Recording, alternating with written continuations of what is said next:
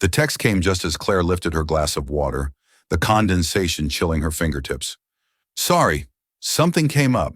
Can't make it. 14 words. That was all it took to turn an evening of fragile hope into humiliation. Claire Morgan stared at her phone, reading the message again and again, as if repetition might change the meaning. Around her, the restaurant buzzed with soft conversation and the clink of silverware. Laughter from the next table drifted over, bright, unbothered, cruel in its normalcy. She swallowed, her throat dry. The waiter approached, smiling with professional politeness. Would you like to wait for your guest, ma'am? Claire forced a smile that trembled at the corners. No. He's not coming. His smile faltered for a moment before he nodded and walked away. She tried to sit tall, tried to ignore the prickling heat of pity from nearby diners. It wasn't the first time a date had gone wrong, but somehow this one hurt differently. Maybe because she'd told her sister she was finally ready to try again. Maybe because she'd spent half an hour rehearsing how to talk about herself without sounding desperate. Her reflection in the window caught her eye. Tired eyes, hair slightly frizzy from the drizzle outside. Lipstick she'd bought on clearance, but never dared to wear until tonight. God, she thought, you look like someone people cancel on. Rough night. The voice came from the table beside hers. Low even, a blend of confidence and quiet warmth. She turned, startled. The man who had spoken sat alone, a laptop closed beside his plate, a half-finished espresso cooling at his elbow. He looked up at her with calm gray eyes, his expression unreadable but kind. Sorry, she said quickly. Was I that obvious? He smiled faintly. Only to someone who's been there. I doubt you've ever been stood up. You'd be surprised, he said. People cancel for all sorts of reasons. Work, fear, bad timing. Sometimes they just don't show because they think they don't matter. The words caught her off guard, gentle but too perceptive. She blinked. And which were you? Fear, he said after a pause, though I didn't realize it until later. Something in his tone made her curious. He wasn't flirting. He was speaking like someone remembering a bruise he'd learned to live with. I'm sorry, she said, unsure why. He shook his head. Don't be. We survive the things that don't choose us. Claire laughed softly. You sound like a therapist. Occupational hazard, he said. I deal with people who like to build things and forget how to feel. So you're in construction? That earned her the first real smile. In a way. The waiter returned, setting down the check she hadn't asked for. She fumbled for her wallet, but the man beside her spoke first. Put it on my bill, he told the waiter. No, Claire said quickly. You don't have to. I know, he said gently. But maybe I want to. She hesitated. That's not why I came here. I didn't think it was. Their eyes met for a long moment. Then she nodded, exhaling. Fine, but I'm buying dessert. He chuckled. Fair trade. When the chocolate mousse arrived, they shared it, sitting at his table now instead of separate ones. Conversation came easily. Small talk first, then stories.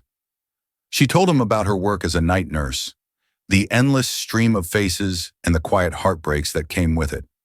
He listened, really listened, the way most people didn't. And when she asked what he did, he said, I run a company that builds systems for hospitals.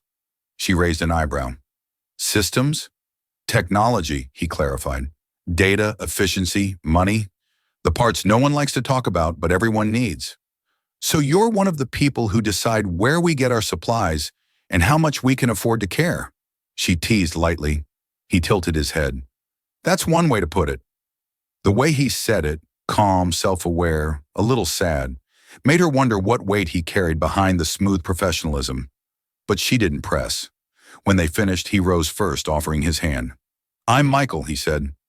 Claire, she replied, shaking it. His grip was firm, warm. Outside, the rain had turned steady, misting the air with silver.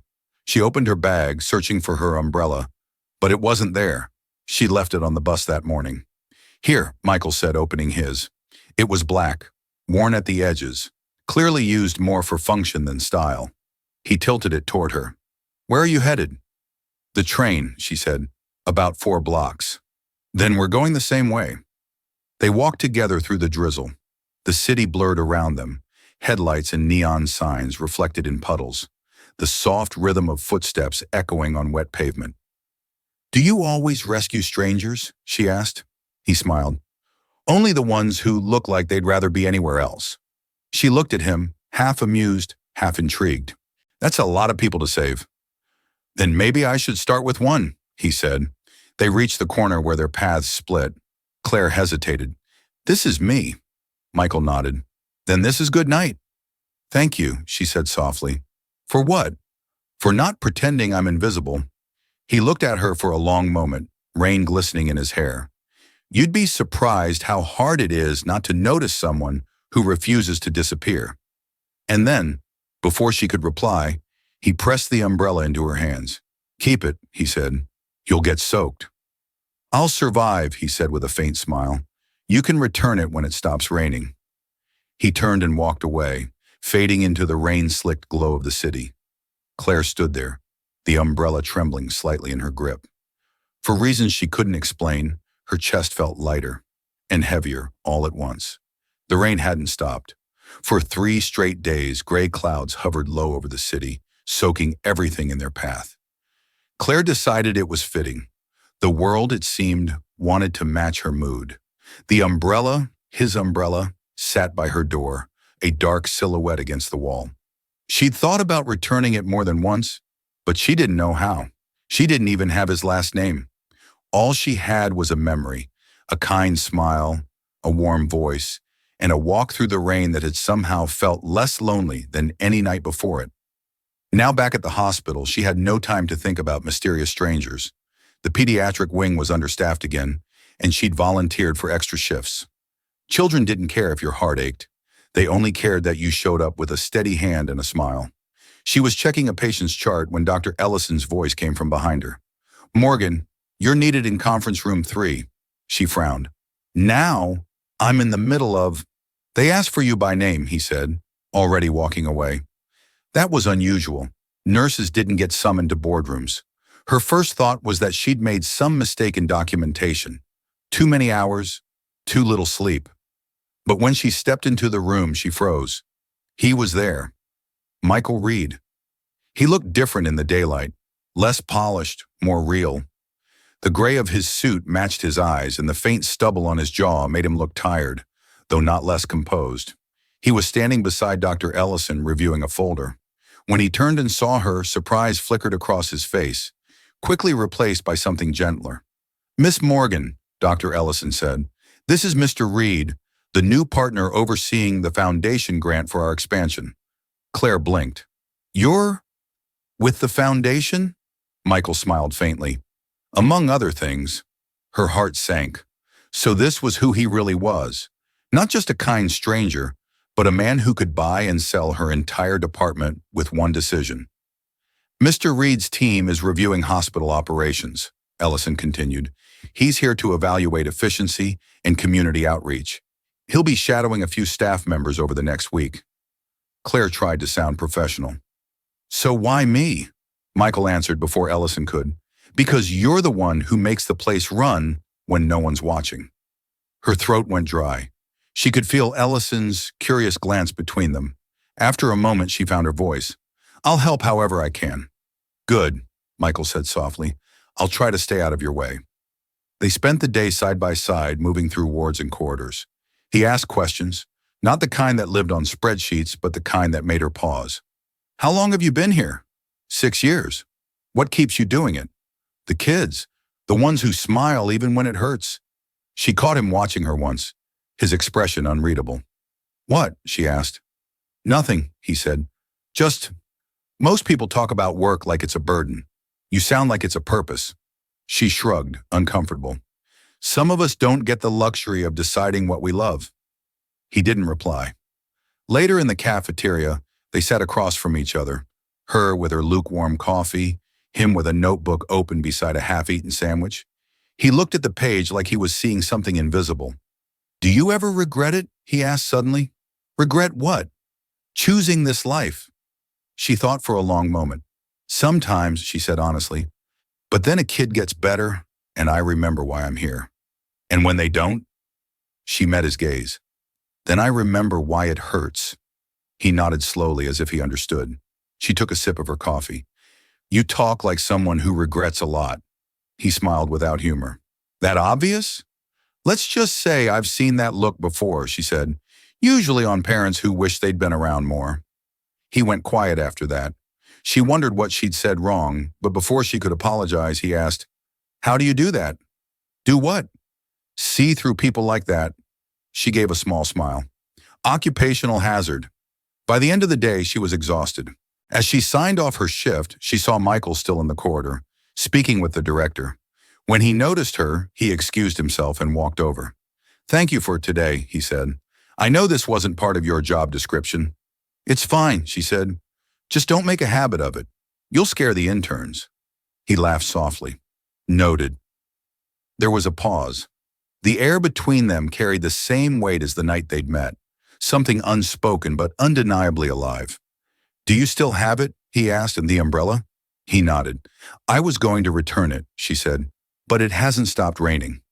Good, he said with a smile. Then it's not time yet. Before she could respond, Dr. Ellison called his name from down the hall.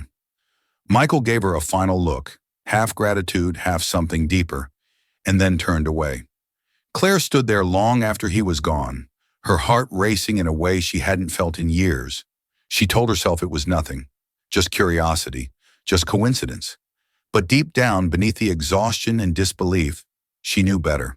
It was the beginning of something that could break everything she thought she knew about herself. The next few days unfolded like a strange dream Claire couldn't quite wake from. Michael Reed, the man whose signature could move millions, now walked the hospital corridors with the quiet curiosity of a student. He greeted nurses by name, spoke softly to patients, and asked questions that didn't sound rehearsed. He never carried an entourage or a tablet, just a small black notebook and that same calm composure that seemed immune to chaos. It disarmed her. It also terrified her. Everywhere they went, people noticed. A billionaire walking beside a nurse didn't go unnoticed in a place where gossip spread faster than infection. And though Michael didn't seem to care, Claire could feel the eyes on her back, curious, envious, judgmental. Careful, Claire, one of the nurses whispered as she passed by. The higher they climb, the harder the fall. Don't let him take you with him. Claire smiled it off, but the words lingered. That afternoon, she found Michael in the children's wing, kneeling beside a little boy painting a cardboard rocket ship. His suit jacket was off, sleeves rolled up, tie undone. You missed a spot, the boy said solemnly, pointing with his brush. Michael grinned. That's called creative freedom. The boy giggled, smearing blue paint across Michael's cuff. Claire leaned against the doorway, unable to suppress her smile. That's a new look for you. He looked up, amused. What? Being human. Being messy, she said. He stood, wiping his hands on a paper towel. Some things are worth the cleanup. She raised an eyebrow. Is that your business motto or your life philosophy? Both, he said. And right now, I think it applies to this place too. She frowned. The hospital, he nodded. There's potential here. It's underfunded, overworked, but the heart's in the right place. The people care. You care. That's not data you'll find in a spreadsheet, she said. Which is why I came to see it myself, he replied. Numbers don't tell you who's saving lives between shifts. The compliment caught her off guard. She looked away, suddenly self-conscious. I'm just doing my job. He studied her for a moment. You really believe that, don't you? What's that supposed to mean? That you're just something, he said quietly. Just a nurse. Just someone trying to stay afloat. You talk like you're surviving, not living. Her breath caught. You don't know me well enough to say that. He nodded slowly. You're right, but I'd like to. Before she could respond, Dr. Ellison's voice cut through the hallway. Mr. Reed, we're ready for you in the boardroom. Michael turned, his expression unreadable. Duty calls. When he left, Claire stood in the empty hallway, feeling as though he'd just pulled something loose in her chest, a truth she hadn't been ready to confront. That night, the hospital cafeteria was quiet, its harsh fluorescent lights making everything look sterile and lonely. Claire sat in her usual corner, sipping black coffee and pretending to read. She almost didn't notice when someone sat down across from her. "Do you ever take a break?" Michael asked. She glanced up, startled. "You shouldn't be here. The cafeteria's closed." He held up a coffee cup. "Perks of being a donor." "Abusing power already?" He smiled faintly. "You sound disappointed." "Only because I thought you might actually sleep like a normal person." "I haven't done that in years," he said. Something in his tone made her pause. "Why not?" He stared into his coffee. "Because when everything you build depends on you, rest feels like betrayal." She tilted her head. "You really think the world will collapse if you stop for one night?" He looked up, meeting her eyes. "It did once." There it was again, the shadow behind the calm. A piece of him she didn't understand yet, but wanted to. She leaned forward slightly. "What happened?" He hesitated, then shook his head. "Not tonight. Tonight you tell me something." "Me?" "Yes, something real. No hospital stories, no polite answers." She frowned, but his quiet persistence disarmed her again. "Fine," she said. "When I was a kid, I used to wait for my mom to come home from her shifts. She'd fall asleep at the kitchen table, still in uniform. I thought she looked like a superhero. But when I started this job, I realized she was just exhausted." He nodded slowly. "And you became her." She smiled sadly. "Guess so. Except I don't have anyone waiting for me at the table." For a moment, neither of them spoke. Then he said softly, "Maybe you should." The words hung between them, fragile as glass. Claire looked away, her pulse quickening. "You should be careful saying things like that." "Why?" "Because people will think you mean them." He smiled faintly. "What if I do?" Before she could answer, her pager buzzed, breaking the moment. She stood, grateful for the interruption. "Duty calls," she said, echoing his words from earlier. He stood too, his smile shifting to something softer. "Then I'll get out of your way." As she turned to leave, he added, "Claire?" She looked back. "Don't apologize for being seen." She frowned. "I wasn't going to." "I know," he said, "but I think you're used to wanting to." She didn't know what to say to that, so she walked away, pretending her heartbeat wasn't echoing in her ears. When she reached the hallway, she realized something strange. For the first time in years, she didn't feel invisible, and that terrified her even more than the loneliness ever had. By the end of the week, Claire could feel it, the shift in the air. It wasn't anything tangible at first, just the way conversations quieted when she walked into the break room, or how her co-workers' smiles seemed to stretch too wide, too careful. But by Friday, there was no pretending. The whispers had begun. It started with a photo. Someone had snapped it on their phone, a simple shot of her and Michael walking out of the hospital together. She was holding the umbrella. He was holding a coffee, harmless on its own, but online, harmless didn't exist. By morning, it had spread through the hospital staff chat like wildfire. "Who is she? They look close. Guess there's a reason he keeps visiting." She ignored it as best she could. She buried herself in her rounds in the comfort of duty, but every time she passed a group of nurses whispering in corners, she felt their eyes follow her. That night, she called her sister. Anna didn't even let her finish the story. "You can't be serious, Claire. A billionaire. Are you trying to ruin your career?" "It's not like that," Claire said, pacing her small apartment. He's not who you think." Anna scoffed. "He's exactly who I think. They always are. Men like him don't notice women like us unless they're bored or guilty. That's not fair." "It's reality," Anna said sharply. Then her tone softened. "Listen to me. I know how lonely it gets, but you're finally stable, finally respected. Don't throw that away for someone who lives in a different universe." "I'm not throwing anything away," Claire said quietly. "We're just talking." Anna sighed. "Then stop before it turns into something you can't explain." The call ended, but Anna's words stayed.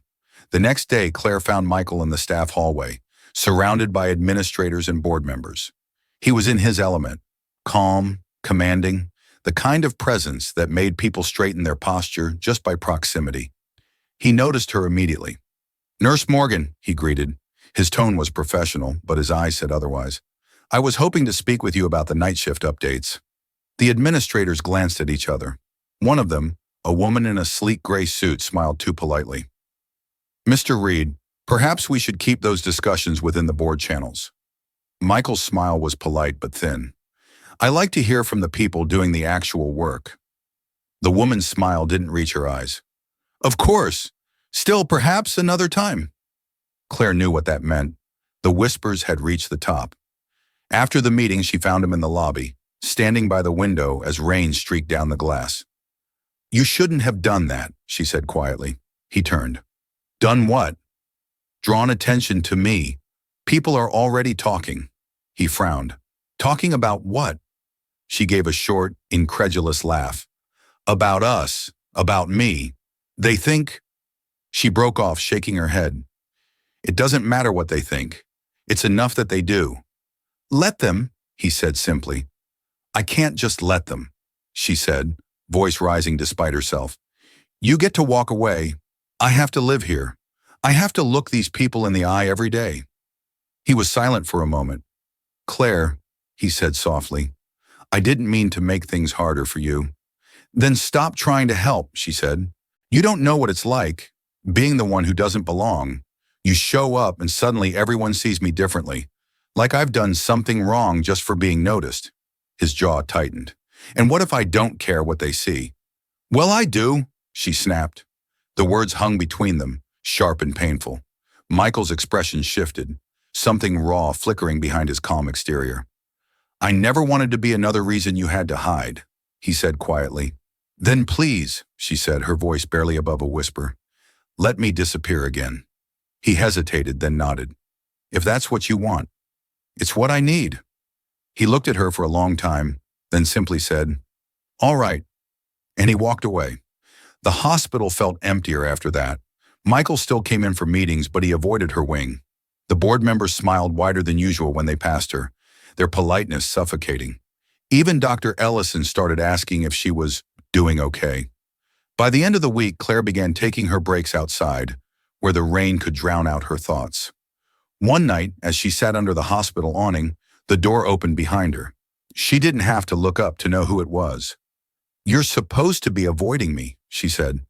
I am, Michael said. But you left this. She turned to see him holding the umbrella. I figured you'd need it, he said. It's still raining. She stood slowly, taking it from him. Their hands brushed. Thank you, he nodded. How are you holding up? I've been worse, she said. You? He gave a tired smile. I've had better weeks. For a moment, neither of them spoke. The rain fell harder, the sound filling the silence. Finally, Claire said, You should go. The longer we talk, the more they'll have to say. He didn't move. You think I care about what they say? I think you don't have to, she said softly. That's the difference.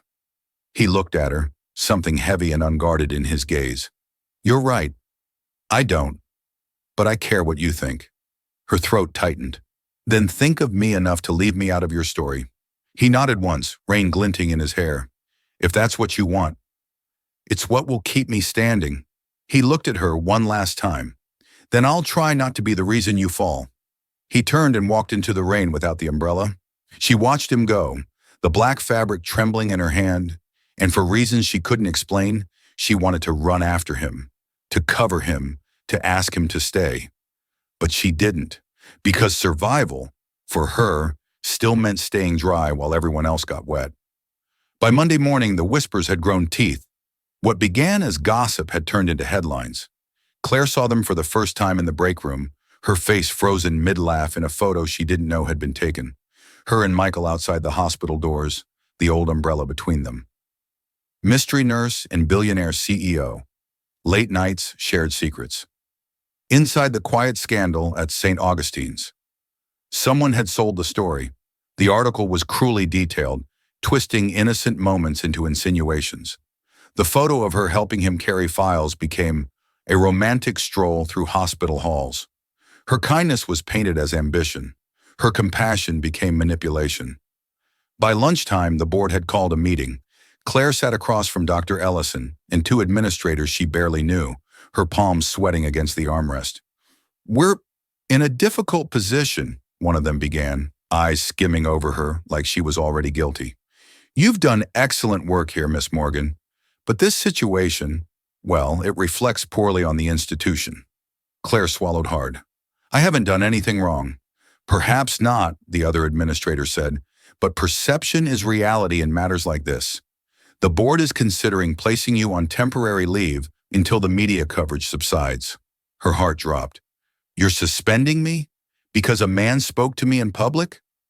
This isn't personal, Ellison said quietly, not meeting her eyes. That's exactly what it is, she said, her voice trembling. You're letting gossip decide my worth. The first administrator sighed. We have a reputation to protect. And I don't? Silence. When she finally spoke again, her voice was steady, cold. Do what you have to do. She left before they could see the tears. Her phone buzzed relentlessly that night. Calls from blocked numbers, text messages from reporters pretending to be concerned friends. Even Anna called again. I told you, Claire, her sister said, exasperated. This is what they do. They build you up just to tear you apart. Claire sat in her dark apartment, staring at the umbrella by her door. I didn't ask him for anything. I didn't even want his help. I know, Anna said softly, but they don't care about the truth. They care about the story. Claire's voice cracked. Then what do I do now? You keep your head down, Anna said, and you don't give them another reason to talk. After the call, Claire sat in silence, the city noise faint beyond her window. Then a knock. She froze. It was late, too late for visitors. For a heartbeat, she thought it might be another reporter. But when she opened the door, it was him. Michael stood in the hallway, rain dripping from his coat. His eyes were tired, but there was something fierce behind them. You shouldn't be here, she said immediately. They're already watching everything I do. I know, he said, stepping inside. That's why I'm here. Michael? I've seen the articles, he interrupted. Every word of them. She folded her arms, her voice trembling with restrained anger. Then you know what they're saying about me. He nodded. That's why I gave a statement. Her breath caught. You what? I spoke to the press, he said simply. They were going to publish another piece tomorrow. I stopped them. Stopped them how? By telling them the truth. Claire blinked. And what truth is that? He took a breath. That you're not my scandal. You're my equal. The words hit her like thunder. You told them that? Yes. Her voice rose. Do you have any idea what you've done? Claire! No, she snapped. You've made it worse. You think standing up for me fixes this. All you've done is prove them right, that I'm just some woman being defended by the man who ruined her life. He flinched but didn't move. That's not what this is. Then what is it? She demanded. It's me refusing to let them define you by lies, he said firmly. You deserve better than silence. Her throat tightened. I didn't ask for your protection. I know, he said quietly, but I couldn't watch them destroy you. She shook her head, pacing. You don't get it, Michael. They don't see strength when a man defends a woman. They see weakness, dependency. And what do you see? She looked up, tears burning in her eyes. I see a man who doesn't understand that sometimes survival means saying nothing. He stepped closer, his voice low. And I see a woman who's forgotten she doesn't have to survive alone. For a long moment, neither of them spoke. Finally, she turned away. You should go. He hesitated. Claire, please, she whispered, before someone sees you here and turns it into another headline. He looked at her for a long time, pain flickering across his face. Then he nodded. All right. At the door, he paused. You once told me you stand for people when no one else does. Let me be that for you, just this once. She didn't answer. He left. When the door closed, Claire sank to the floor, her pulse thundering in her ears. She wanted to hate him for meddling, for meaning well, for dragging her deeper into a mess she hadn't created. But what she hated most was the way his words lingered. You're not my scandal. You're my equal. The next morning, her phone buzzed again. This time it wasn't reporters. It was her co-workers. Messages flooded in, screenshots of the press conference. Michael stood before a row of cameras, his expression calm, unflinching. Miss Morgan is one of the most dedicated professionals I've ever met, he said. If defending her honesty cost me my reputation, then it's a price worth paying. The world finally listened. And for the first time in days, Claire didn't feel invisible. She felt terrified, because the moment the world believed her, she realized it might never stop watching her again. The next morning, the hospital was chaos. News vans lined the street outside, their satellite dishes pointed skyward. Journalists crowded the entrance, microphones poised for anyone with a badge or a scrubs uniform. Inside, the air was thick with tension. Staff hurried past in silence, avoiding eye contact, as if proximity alone might pull them into the storm. Claire stepped off the elevator and froze. A row of cameras turned toward her immediately, their flashes bursting like lightning. "Miss Morgan, did you know Mr. Reed planned to defend you? Are you and Mr. Reed romantically involved? Do you plan to issue a statement?" Her throat locked up. She pushed through the crowd, clutching her bag like a shield, and slipped through the staff-only doors before anyone could grab her arm. By the time she reached the nurse's station, her hands were trembling. "Claire!" She turned. Dr. Ellison stood there, his expression unreadable. "My office. Now." She followed him down the hall, her pulse hammering. When the door closed behind them, Ellison sighed and gestured for her to sit. "You've seen the coverage, I assume?" She nodded. "I didn't ask him to do it." "I know you didn't," Ellison said, "but that doesn't matter anymore. The board's furious. They think Reed's statement only made things worse." Claire clenched her hands together. They were already looking for someone to blame. Now they have both of us. He hesitated, then lowered his voice. "The board's meeting this afternoon. They're considering disciplinary action." She blinked. "Against me?" "Yes." "For what? Existing too loudly?" "Claire!" "No," she said sharply. "I've worked here for 6 years. I've done everything right. And now I'm being punished because someone with money decided to tell the truth?" Ellison's eyes softened. "You know it's not about right and wrong. It's about image." She laughed bitterly. "Then maybe the hospital should buy a mirror." Before he could answer, her phone buzzed. A message. "Michael Reed.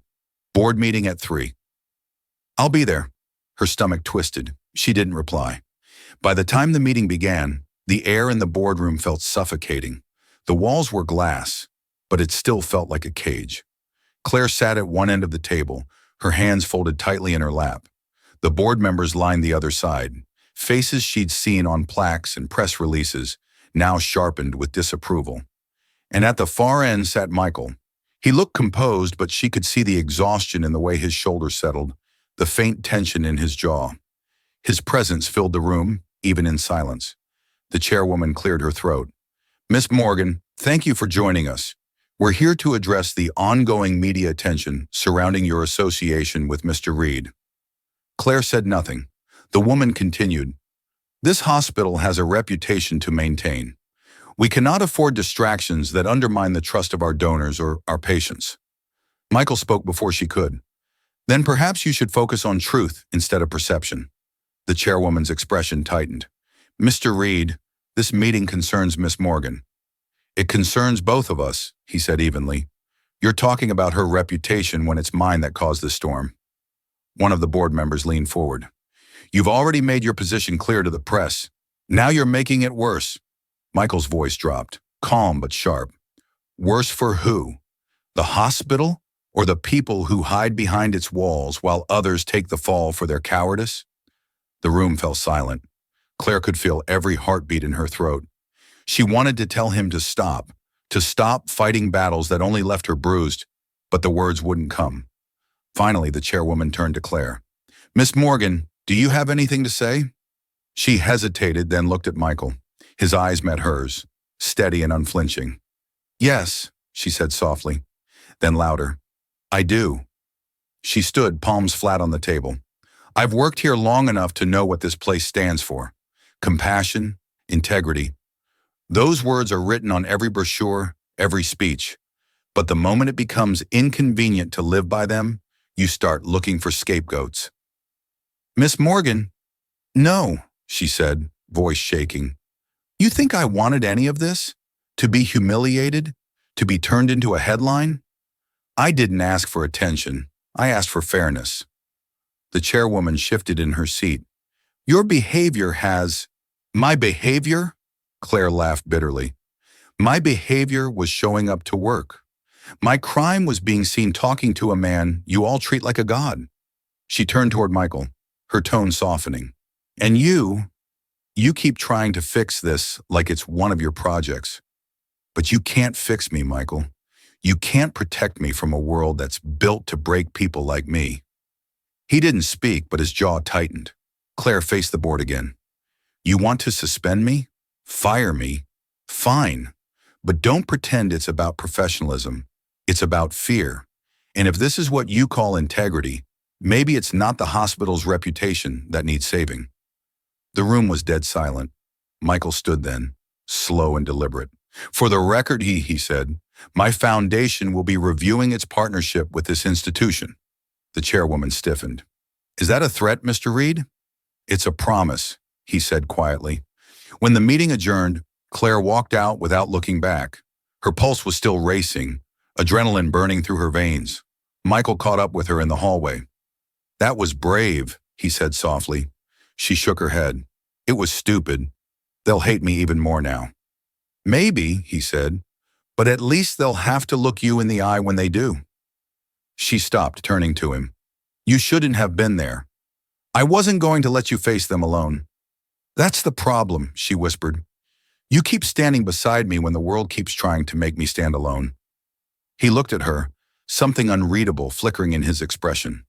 Then let me be your shadow. Her chest tightened. You can't. Shadows fade when the light hits too hard. He smiled faintly. Then I'll wait for the rain. And as he walked away, she realized he meant it. For the first time, she wasn't sure if that scared her or gave her hope. The next few days moved in slow motion. The hospital ran on its usual rhythm. Beeping monitors, muffled intercoms, the steady shuffle of nurses in worn shoes. But Claire felt disconnected from it all, as though she were floating just above her own life. The meeting had left ripples everywhere. She could feel them in the way her coworkers avoided her gaze, in the carefully measured tone of administrators who pretended not to know what had happened. Her badge still worked. Her shifts hadn't been canceled. But she knew she was living on borrowed time. She hadn't seen Michael since that day. Part of her was grateful. The other part, the one that still replayed his voice saying, "Then let me be your shadow," ached with something she refused to name. And then, on a quiet Thursday evening, he came back. She saw him from down the hall, tall, composed, that same gray suit, though his eyes looked heavier than before. The air in the corridor shifted as soon as he appeared.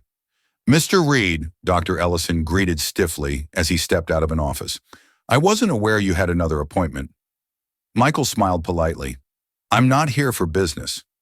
Ellison's gaze flicked toward Claire before settling on him again. "Then perhaps this isn't the place." Michael nodded once. "You're right. It never was."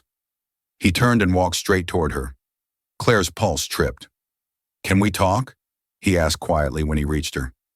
"I'm working," she said, but her voice lacked conviction. "I'll walk with you." She hesitated, then sighed. "Fine." They moved down the corridor in silence. The smell of antiseptic lingered in the air, clean and sharp. Finally, Claire said, "You shouldn't be here. The board barely tolerated you last time." "I'm not here for them," he said. "I'm here for you." She exhaled, frustration and something softer warring inside her. "Michael, you don't have to keep proving that you care." "I'm not proving anything," he said. "I just don't like leaving things unfinished." She stopped walking. "We're not unfinished. We're impossible." His jaw tightened slightly, but his tone stayed calm. "You sound certain." "I am," she said, though the certainty in her voice faltered. "Your world and mine don't overlap, not without breaking something." He looked at her for a long moment, then said, "Maybe breaking something isn't always the worst thing." She laughed softly, without humor. "You've never had to rebuild with your own hands." "Then teach me how." Her breath caught. She wanted to say no. She wanted to tell him to go back to his boardrooms and his empire and leave her small, fragile life untouched. But when she looked at him, really looked, she saw something human behind the polished exterior. Not pity, not charity, just a man trying to be seen for who he was, not what he owned. "Why are you doing this?" she asked quietly. Because you're the first person who ever made me feel like a man instead of a machine, he said simply. You didn't ask me for anything. You just listened. She looked down at her shoes, heart hammering. You should stop saying things like that. Why? Because they make it harder to breathe. He smiled faintly. Maybe breathing's overrated. Before she could respond, the intercom crackled overhead, calling her to the emergency ward. I have to go, she said, relief and regret tangled in her chest. He nodded. I'll wait. Don't, she said quickly. Please, just don't. She left before he could answer. The emergency ward was chaos, alarms, shouting, the sharp smell of antiseptic and adrenaline. Claire worked on instinct, moving through the storm with practiced precision. A boy, no older than 8, had been brought in after a car accident. His mother's cries echoed from the hall. Hours passed in a blur of motion and exhaustion. When the chaos finally ebbed, Claire sank against the wall outside the recovery room, her scrubs stained and her body trembling from adrenaline. And then she saw him. Michael stood at the end of the hallway, silent, watching her. He must have waited hours. She straightened, brushing a strand of hair from her face. You're still here, he shrugged. You said not to wait inside, so I waited out here. She shook her head, half exasperated, half amused. You don't listen very well. Only to the things that matter. She didn't know whether to laugh or cry. You're infuriating. So I've been told. For a moment, they just stood there, the tension between them softening into something quiet and unspoken. Claire finally said, You saw what it's like in there. The chaos, the hours, the exhaustion. That's my life, Michael. Not the one in magazines or at board meetings. Just this.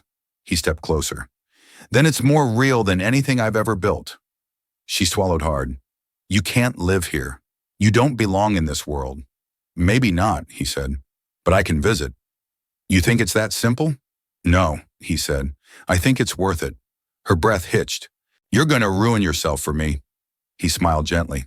Then maybe I'll finally know what it feels like to do something that matters. Before she could speak, a nurse called her name. She turned reflexively, heart racing, but when she looked back, Michael was already walking away, his silhouette fading down the hallway. Michael, she called before she could stop herself. He turned. For a moment, all the words she wanted to say, don't go, I'm scared, I'm falling, sat heavy in her throat. But all she managed was, thank you. He smiled faintly, a warmth in his eyes that nearly undid her. You still owe me an umbrella, he said. And then he was gone. Claire stood in the fluorescent light, exhaustion washing over her like the tide. The noise of the ward hummed around her, but all she could hear was the echo of his voice. It shouldn't have meant anything. It meant everything. The rain came back on a Friday, sudden and heavy, turning the city streets into rivers of glass. Claire watched it through the hospital window as her shift ended, the sky bruised purple and gray. She hadn't seen Michael in a week, not since that night in the emergency ward. He had said he would visit, and he had kept his word for a while. Coffee in hand, quiet conversations at the edge of the cafeteria, stolen minutes between rounds. Then suddenly, he was gone. Now the silence felt louder than his absence. She tried not to think about it as she packed her bag, pulling her cardigan over tired shoulders. But before she could leave, Dr. Ellison called out from the hallway. Claire, wait. She turned, half expecting another warning about optics or professionalism. Instead, his expression was unreadable. You've been requested in the conference room. Her stomach tightened. Why? He hesitated. Because he's here. When she entered the conference room, Michael was standing by the window looking out at the rain. He wasn't wearing a suit this time, just a dark shirt with the sleeves rolled up, his posture more weary than polished. She shut the door behind her. You shouldn't be here. I know, he said, but I didn't come as a donor or a CEO. She crossed her arms. Then what are you doing here? He turned, his expression softer than she'd ever seen it. Leaving. The word hit her like a blow. Leaving? He nodded. The board pushed for it. My advisors think this situation has done enough damage. They want me to step back from public work, sell my stake in the foundation, disappear for a while. Claire's breath caught. Disappear? Just like that? I made them all rich, he said. a trace of bitterness creeping into his voice. But money doesn't buy loyalty or silence. She sank into a chair, her heart thudding. And you're just going to go along with it? For now, he said. Sometimes you have to step away to stop the fire from spreading. Michael. He looked at her then, and she stopped. His eyes were tired, but there was still that calm steadiness in them. This isn't goodbye forever. It's just, for now. Her throat tightened. You said you didn't want to run anymore. He smiled faintly. I'm not running. I'm walking toward quiet. And what happens to everything you built? She asked. He shrugged. They'll manage, or they won't. And me? The question escaped before she could stop it. Michael's gaze softened. You'll keep doing what you always do, holding the world together while everyone else forgets how? That's not fair, she whispered. He moved closer, the space between them thick with everything they hadn't said. Life rarely is. She wanted to hate him for the calmness in his tone, for the way he always made things sound poetic instead of painful. But when he reached out, slowly, like he was asking permission, she didn't move away. His hand brushed hers, warm, familiar, real. I thought you were different, she said quietly, but you're just like the rest of them. Maybe, he said, but I meant every word I ever said to you. Her chest ached.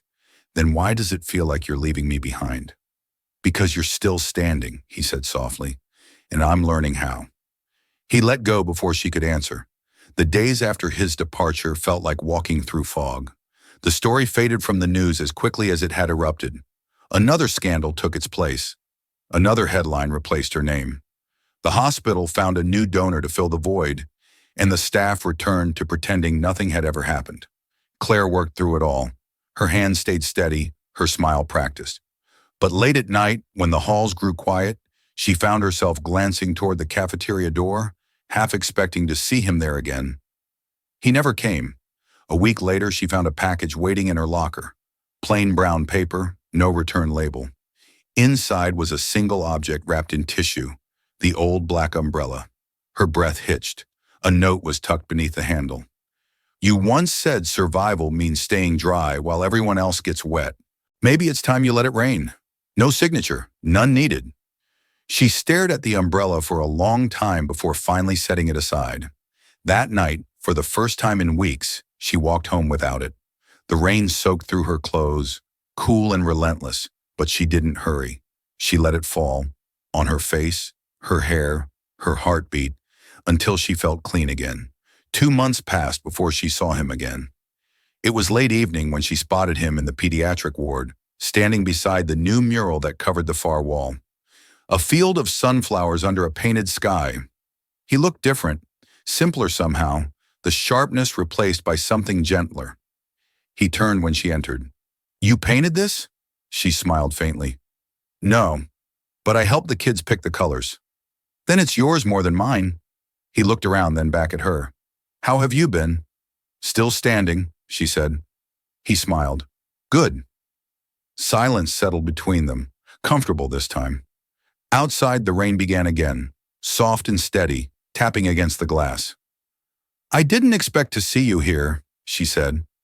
I didn't expect to come back, he admitted. But I couldn't stay gone forever. Turns out quiet isn't all it's cracked up to be. She laughed softly. You mean solitude doesn't suit you?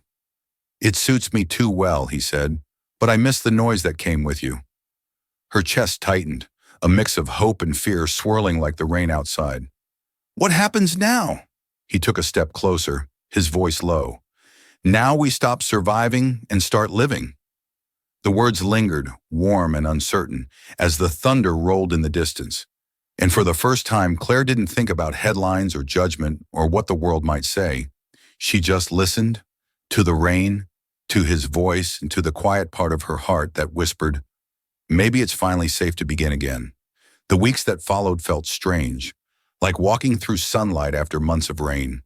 The media storm had finally faded, leaving nothing but silence in its wake. Michael's name was no longer on headlines, her face no longer on screens. The world had moved on, as it always did, but Claire hadn't. She went to work, smiled at patients, signed charts, and told herself everything was back to normal. Only it wasn't. because normal meant going home without thinking of him. It meant quiet nights that didn't ache. And now, even in peace, his absence lived in the corners of her life. Sometimes she caught herself looking for him in the smallest things. A reflection in a window, the sound of footsteps behind her, the soft vibration of her phone at midnight. But the messages never came, until one did. It was short, almost careful. "Can we talk?" She stared at it for a long time before replying. When and where? Tomorrow. The cafe by the hospital. Noon. The cafe was nearly empty when she arrived. The smell of roasted coffee beans hung thick in the air, comforting in its familiarity. She found him sitting by the window, hands folded around a cup he hadn't touched. He looked different again. Lighter somehow, but also worn, as if he'd shed a layer of the world but hadn't yet found a new one to fit into. "Hi," she said, sliding into the seat across from him. He smiled faintly. "Hi." For a moment, neither spoke. Outside, the city moved on without them, umbrellas flashing past, cars hissing on wet pavement. "I didn't think you'd come," he said finally. "I almost didn't," he nodded. "I wouldn't have blamed you." "Why did you want to see me, Michael?" she asked. Her voice was calm, but her pulse betrayed her. He hesitated, fingers tracing the rim of his cup. "Because I owed you an explanation. About why I left. About what comes next." "I thought we already said goodbye." "Not properly," he said. "Not the way you deserved." She folded her hands on the table. "Then say it." He took a slow breath. "When I stepped down from the foundation, it wasn't just about the scandal. It was about everything that came with it. The noise, the control, the people who only listened when I had money attached to my words. I thought if I walked away, I'd finally be free." "Were you?" He smiled without humor. "No, I just traded one kind of prison for another." She tilted her head. "And now? Now I'm trying to build something different. Smaller, quieter." Her chest tightened. "Without me." He met her eyes. "I didn't want to drag you into another storm." "You already did," she said softly. "I know." They sat in silence again, the kind that pressed too close. Finally, Claire said, "You could have called. You didn't have to disappear." "I didn't know how to come back," he admitted. "You made me want to be better. And when I couldn't be, I thought leaving was the least I could do for you." She shook her head. "You don't get to decide what's good for me, Michael." "I know that now," he said quietly, "but I couldn't see it then." Her throat tightened. "You always talk like your feelings are something you have to manage, like they're another business deal." He looked down at his hands. "Maybe that's all I knew how to do. And now?" He smiled faintly. "Now I'm learning to let people be messy, even me." She exhaled, looking out the window. "You make it sound so easy." "It's not," he said, "but it's worth it." When she turned back to him, his expression had softened. "You once told me you don't get to choose what you love, you just survive it. Maybe it's time you stop surviving, Claire." Her voice trembled. "And what if I don't know how?" "Then let me help you figure it out." She laughed quietly, shaking her head. "You really think the world would let that happen?" He reached across the table, his hand brushing hers. "I stopped asking the world for permission a long time ago." Her pulse jumped. For a moment, she didn't pull away. The warmth of his touch stirred something she'd buried too deeply, something that had nothing to do with pity or rescue. "I don't want to be your project," she said finally. "You never were," he said. "You were the reminder that I'm still human." The words undid her. She leaned back, trying to steady herself. "You're impossible, Michael." "Maybe, but so are you." She smiled despite herself. "So what happens now?" He looked at her, eyes steady. "Now we stop pretending we were meant to walk separate roads." Her heart stuttered. "And the noise? The judgment?" He smiled gently. "Let them talk. They always will. But I'd rather live through a storm with you than stand dry in silence." The air between them felt electric, fragile. Outside, the rain eased into a drizzle, sunlight breaking weakly through the clouds. Claire watched it for a moment, then turned back to him. "You really think we could survive it?" He reached for her hand again, this time with quiet certainty. "We already did." For the first time, she believed him. They left the cafe together, stepping into the wet streets. The air smelled of rain and renewal. As they walked side by side, their reflections shimmered in the puddles beneath them, blurred, imperfect, but moving in the same direction. Claire looked up at him, a small smile tugging at her lips. "You didn't bring the umbrella this time." He glanced at her, eyes warm. "No, I figured we wouldn't need it." "Why's that?" "Because," he said, brushing her shoulder lightly as they walked, "you don't hide from the rain anymore." And this time when it began to fall again, soft, steady, alive, they didn't run. They just kept walking, two figures beneath a wide gray sky, finally unafraid of being seen. Spring came quietly that year. The air was gentler, the sunlight softer, and for the first time in a long while, the rain felt like something cleansing rather than cruel. Claire stood in front of the hospital's new pediatric wing, watching the finishing touches being added. A mural of bright colors, painted by the children themselves. Their laughter floated through the open courtyard, mingling with the smell of wet grass and blooming magnolias. Life had gone on. It amazed her how effortlessly it did. The scandal that once threatened to consume her had faded into memory, replaced by newer stories, newer names. The hospital had apologized publicly, and though the gesture came too late, she accepted it anyway. Not for them, for herself. She was still working nights, still drinking cheap coffee from the same chipped mug, still losing herself in the rhythm of service. But something had shifted inside her. She wasn't surviving anymore. She was living, and sometimes when the rain came, she found herself smiling. "Miss Morgan?" Claire turned. Dr. Ellison was standing behind her, a clipboard in hand and a rare smile on his face. "Big day," he said. "It is," she replied. "Feels strange seeing it finished." "Michael would have liked this," he said quietly. "He asked me to make sure you were here for the dedication." Her breath caught. "He did?" Ellison nodded. "He's the reason this wing got its final funding. The Reed Foundation pushed it through before he left." She looked away, blinking against the sunlight. "I didn't know." "I think he wanted it that way." Ellison gave her a small, knowing look, then walked off toward the courtyard where the ribbon-cutting ceremony was beginning. Claire lingered. She watched the crowd gather, listened to the speeches about hope and resilience, and wondered where he was now. Somewhere far, probably, somewhere quiet. But when the applause ended and the crowd began to thin, she saw him. Michael stood near the entrance, hands in his pockets, looking at the mural with the faintest of smiles. He wasn't wearing a suit this time, just a dark jacket and jeans, his hair slightly longer, the sharpness of his old world replaced by something gentler. Claire froze for a moment, unsure if he was real. Then he turned, and their eyes met. "Hey," he said, his voice warm and familiar. "Hey yourself," she replied, her heart stumbling into a rhythm it hadn't known in months. "You look good," and he said. "So do you," she said softly. "Different, but good," he smiled. "That's what happens when you stop fighting storms you can't control." They stood there in the sunlight, the distance between them both unbearable and necessary. "I wasn't sure you'd come back," she said. "I wasn't sure either," he admitted.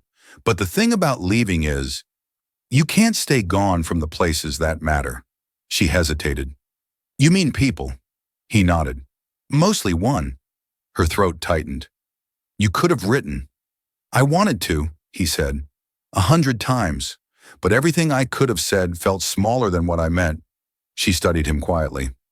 "And what did you mean?" "That you changed me," he said simply. "That you reminded me life isn't something to manage. It's something to feel, and that I was wrong to think you needed saving. You never did." Claire smiled faintly. "You're right, I didn't. But I think we saved each other anyway." For a moment, neither spoke. The noise of the courtyard drifted around them. Laughter, footsteps, the sound of a camera shutter. But in that small space between them, it felt like the world had narrowed to two people who had already lived a lifetime together in glances and rain. Finally, he said, "I have something for you." He reached into his coat and pulled out a familiar object. The black umbrella, its edges frayed but still strong. Claire laughed softly. "You kept it." "I told you," he said. You could return it when it stopped raining. She took it from him, running her fingers over the fabric. It still hasn't, he smiled. Then maybe it's time we stop waiting for it to. They walked together through the courtyard, away from the crowd, down a path lined with blooming trees. The petals fell like snowflakes, landing on their shoulders and hair.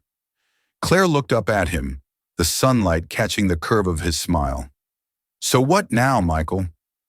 Now, he said. Now we start small. No foundations. No boardrooms. Just whatever this is. This? She teased. He nodded. The part where we stop running from what we already know. She exhaled, the tension of months dissolving in one quiet moment. I don't know where that leads. Good, he said.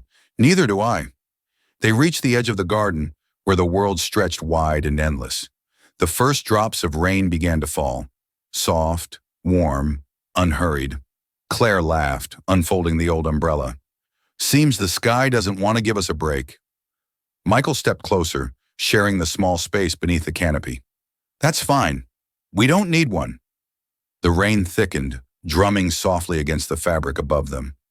Do you ever wonder, she said quietly, how different things would have been if I hadn't gone on that blind date? He smiled.